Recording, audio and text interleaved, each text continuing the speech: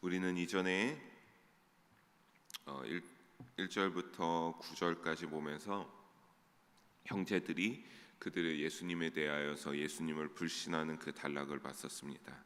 그런데 그 단락에서 예수님은 어떻게 하셨냐라고 하면 형제들의 요청을 거절하고, 형제들이 예수님이 함께 가자라고 하는 그 요청을 거절하고 초막절에 너희와 같이 올라가지 않겠다고 하셨습니다.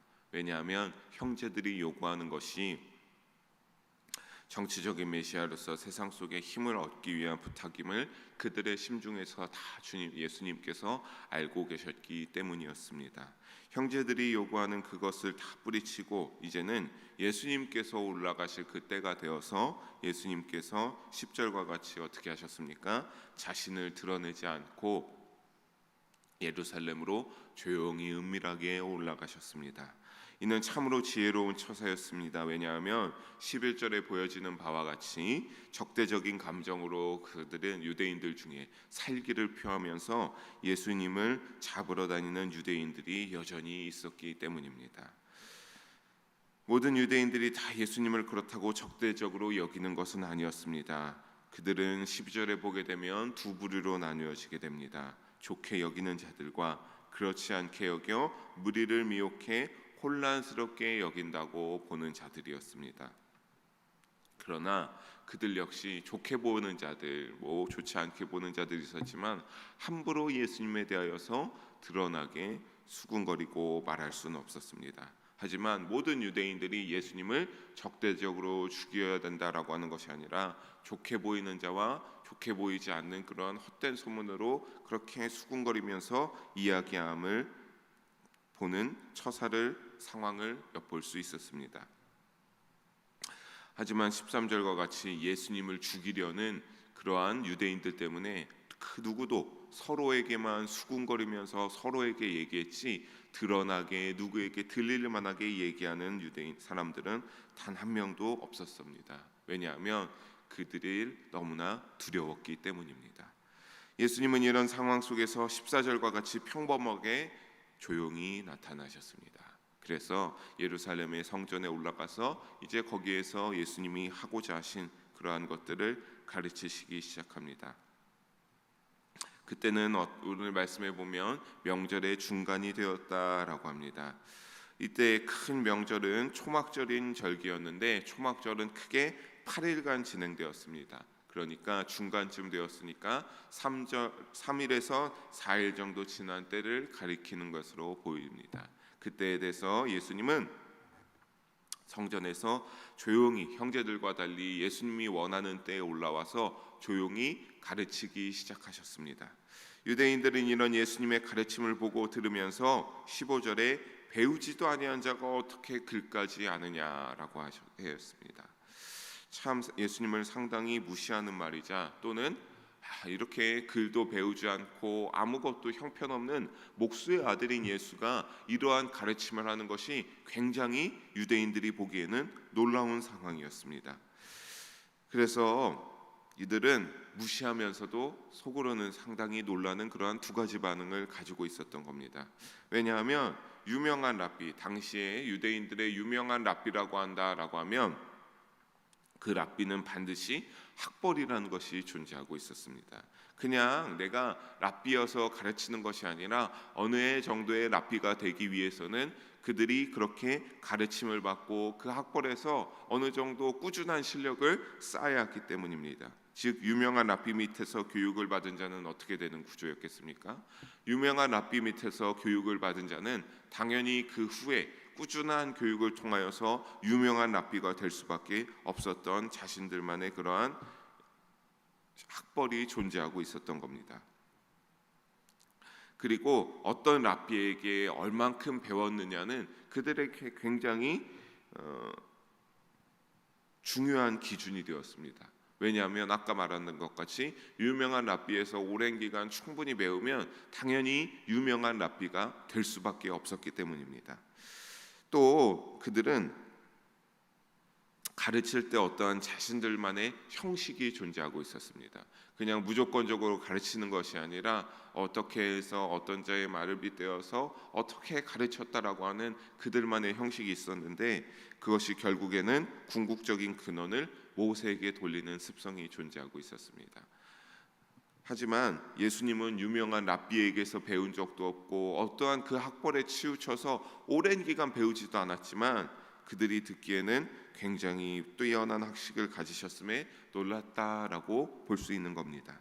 예수님은 그리고 이들의 이러한 질문에 유대인들이 어떻게 배웠냐, 너가 글도 모를 텐데 어떻게 이러한 가르침을 하며 어떻게 너가 그러한 학설을 전파하고 성전에 서서 가르치냐라고 했을 때, 예수님은 이들의 질문에 대답하십니다. 첫째로 무엇입니까? 내 교훈은 보내신 이의 것이라고 하는 겁니다. 16절에 자신의 가르침의 근원은 나를 보내신 하나님에게 있다고 주장합니다. 자신의 것이 아니라 나를 보내신 하나님에게 모든 근원이 있어서 첫째로 내 교훈은 보내신 이의 것이라고 말씀하고 계신 것입니다. 예수님은 이로 인하여 자신의 사역과 가르침 모두가 하나님으로부터 행하고 있음을 늘 말씀하셨습니다. 둘째로 우리가 살펴볼 수 있는 것은 올바르게 분별할 줄 알아야 한다라고 하는 겁니다. 17절에 나오고 있습니다. 17절에 사람이 하나님의 뜻을 행하려면 이 교훈이 하나님께로부터 왔는지 내가 스스로 말함인지 알아야 된다라고 하는 겁니다. 당연히 하나님의 뜻대로 행하려고 할 때 하나님께서 원하시고 기뻐하시는 바가 무엇인지 살피지 않을 수가 없습니다. 그리고 예수님은 이것을 살피게 될 때 어떻게 된다라고 하는 겁니까? 당연히 예수님의 교훈을 듣게 될 때 내가 하나님의 뜻대로 살아가려고 행하려고 할다라고 한다면, 예수님이 듣는 것을 들을 때 당연히 예수님이 하나님의 뜻을 쫓아 행하시고 계심을 알 수밖에, 깨달을 수밖에 없다라고 하는 겁니다. 셋째로 예수님의 교훈은 불의가 없습니다. 18절 18절에 보이는 바와 같이 스스로 말하는 자는 자기 영광만 구하지만 보내시니 하나님의 영광을 구하는 자는 참되니 그 속에 불의가 없다라고 하는 겁니다. 자신의 영광을 율법 당시, 왜냐하면 율법을 가르치는 자들은 점차 하나님의 그러한 율법을 가르친다라고 하면서 하나님에게 믿음을 두는 것 같았지만, 결국 시간이 지나면서 그것을 통하여서 자신의 배를, 내 주머니를 채우는데 더 집중하고 자신이 높아지는데 하나님의 율법을 이용했기 때문입니다. 결국에는 그들은 겉으로는 하나님을 위한 척하며 정작 그들의 본질에는 어떤 것입니까?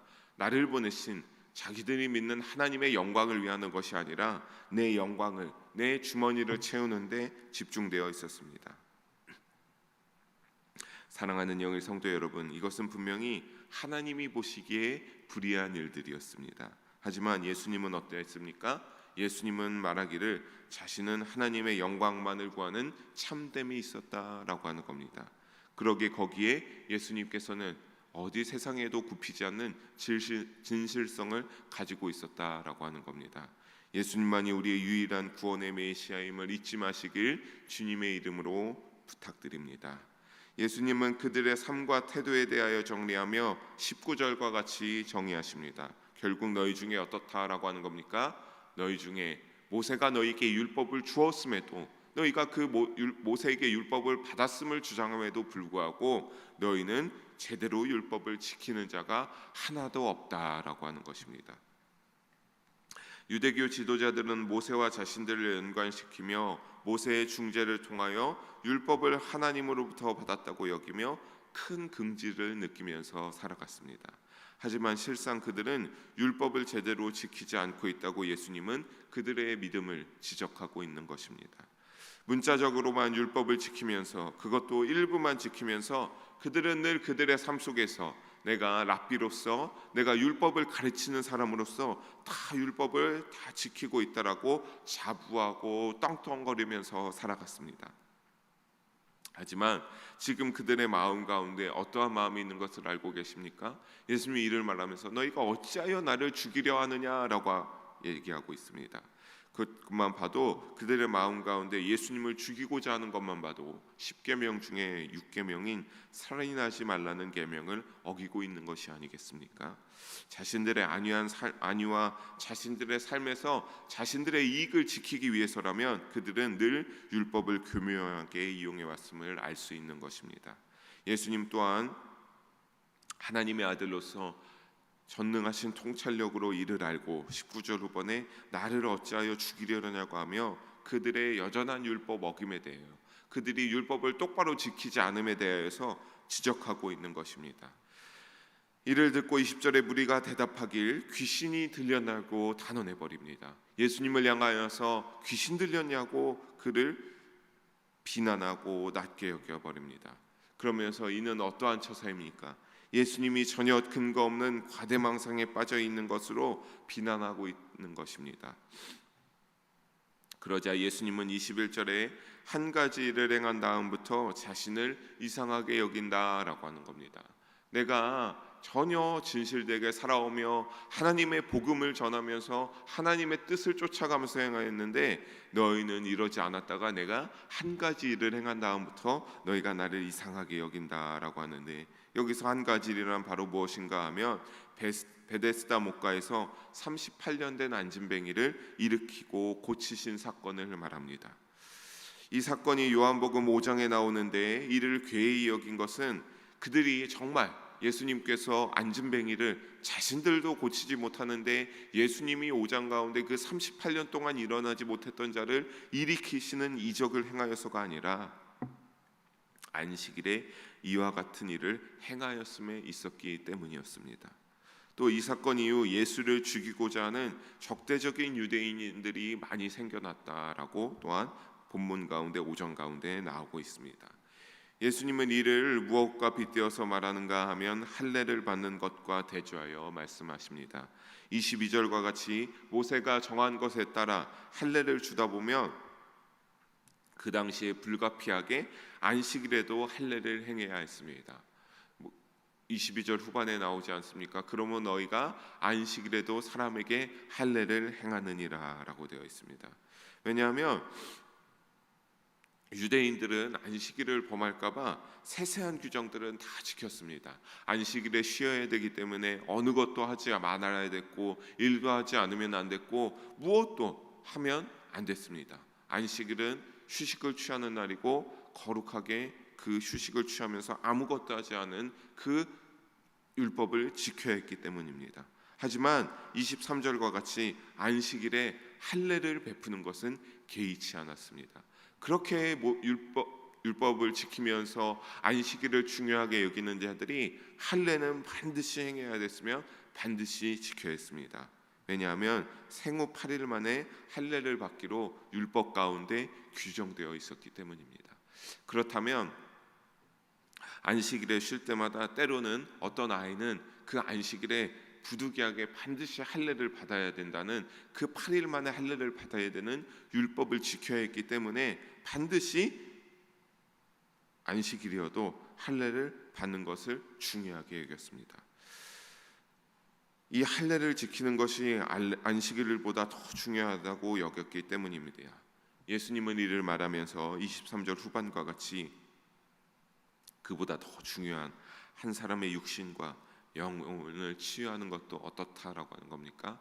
너희가 그렇게 율법 할례를 주는 것이 정당하다고 하는 것처럼 안식일에 사람의 전신을, 사람의 영혼을 건강하게 한 것이 정당한 것인데 너희가 내게 노여워하고 나에게 화를 낸다라고 말씀하고 있다라고 하는 겁니다. 그렇게 예수님이 이와 같이 빗대어서 말하는 이유는 무엇입니까? 내 행위는 정당하다라고 하는 겁니다. 너희가 안식일에 할례를 더 중히 여겨서 안식일을 어겨가며 할례를 베푸는 것처럼 나도 안식일에 사람을 위하여서 이렇게 취하는 것이 정당하다라고 하는 겁니다. 그러면서 24절에 예수님께서 뭐라고 말합니까?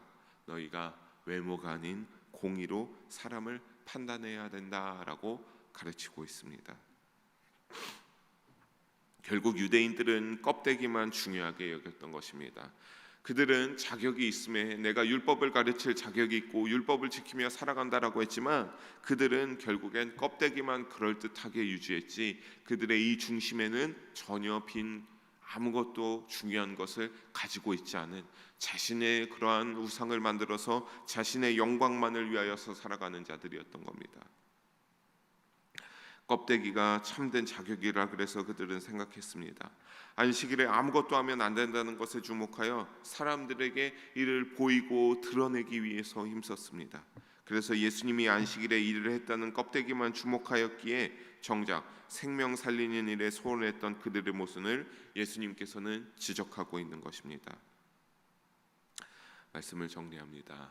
사랑하는 영일 성도 여러분, 사람을 외적 조건으로 판단하는 것은 오늘 본문 예수님의 가르침처럼 하나님이 기뻐하시지 않음을 알 수 있습니다.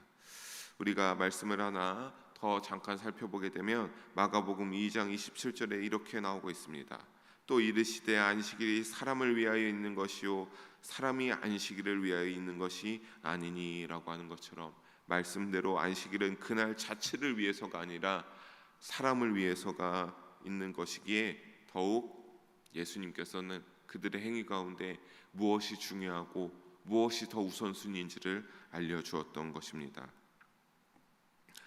사랑하는 여러분, 오늘 본문 가운데 예수님의 가르침처럼 하나님이 기뻐하시지 않음을 알 수 있었습니다. 무엇을 기뻐하시지 않았습니까? 껍데기만 중요하게 여기고 그 외적 조건으로 학벌로 판단하는 것을 예수님을 통하여서 하나님은 기뻐하시지 않음을 알려주셨습니다. 하나님은 그 중심의 믿음에서 우러나오는 행함을 원하십니다. 그렇다면 우리는 당연히 어떻게 해야 되는 겁니까? 이 시대를 살아가는 우리 역시 한 마음으로 하나님의 뜻을 행하는 데 힘써야 할 것입니다. 어려운 가운데 있지만 우리가 우리 자리에서 하나님의 뜻을 행함에 주저없이 나아가는 데 힘써야 된다라고 하는 겁니다. 하나님이 다윗을 왕으로 삼을 때를 봐도 알 수 있습니다. 사무엘 선지자는 그 다윗이 아닌 그 형들을 볼 때마다 그들의 외모를 보고 왕이 되기에 합당하다, 이에게 빨리 안수를 주고 기름을 부어 안수를 해야겠다라고, 왕으로 삼아야겠다라고 했지만 하나님은 그들을 향하여서 내가 그를 버렸다, 내가 그에게 나의 마음이 있지 않다라고 했습니다. 하지만 하나님께서 다윗을 봤을 때 그의 용모가 빛난다라고 하며 내 마음에 합한 자라고 하며 사무엘 선지자에게 그 중심을 보시고 다윗이 왕이 될 자니 빨리 기름을 붓고 안수를 하라고 말씀하셨습니다. 하나님은 이처럼 그 중심에 있는 믿음을 보시고 의롭다 여기시고 구원받을 그리스도인의 자격을 부여해 주시는 것입니다. 코로나로 인하여서 어려운 세상 가운데 살아가고 있습니다. 하지만 사랑하는 성도 여러분, 영일 성도 여러분, 그 영상으로 드려지는 예배 자리에서 그 지켜가는 믿음의 자리에서 그리스도인의 자격을 가지고 말씀을 받아들여 하나님의 기준을 따라 판단하는 지혜를 가지시기를 주님의 이름으로 축원하며 소망합니다. 기도하겠습니다. 사랑의 하나님 아버지, 오늘도 귀한 말씀을 나누게 하심을 감사합니다. 아버지, 어려운 때를 지나고 있지만 더욱더 우리에게 있는 그리스도인의 자격을 다시 한번 살펴보게 됩니다. 하나님, 내 중심을 다하여서 하나님께 나아갈 수 있게 하여 주시옵소서. 온전히 그를 통하여서 이 어려운 데에서도 믿음을 저버리지 않고 믿음을 굳건히 붙잡고 그리스도인의 자격을 유지하며 하나님께 합당한 자녀요 예수 그리스도에 합당한 제자된 삶으로서 그 믿음의 삶을 살아갈 수 있는 그리스도인의 자격을 가지고 있는 우리가 되게 하여 주시옵소서. 그를 위해서 언제나 함께하여 주시고 우리가 겉껍데기와 외적인 것만을 중요한 것이 아니라 내 마음과 내 믿음과 내 중심을 하나님께 귀하게 올려드리기 위하여서 가꾸고 다듬어 나갈 수 있는 참된 그리스도인으로서 살아갈 수 있도록 도우시고 함께하여 주시옵소서. 사랑이 많으신 예수님 이름으로 기도합니다. 아멘.